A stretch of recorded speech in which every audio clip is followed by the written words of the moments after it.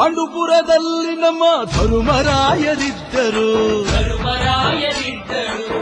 ಹೆಣ್ಣಿಂದ ವನವಾಸವೆಂದು ಸತಿಯ ನಿಂದಿಸಿದ್ದರು.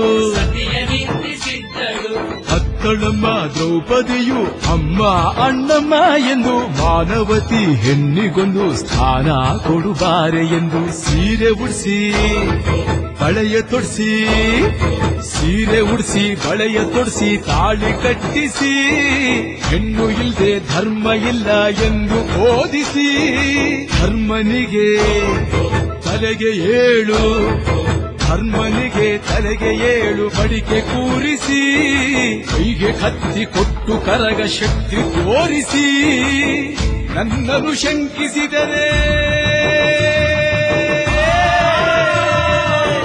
ನನ್ನನ್ನು ಶಂಕಿಸಿದರೆ ಪ್ರಳಯ ಎಂದಳಮ್ಮ.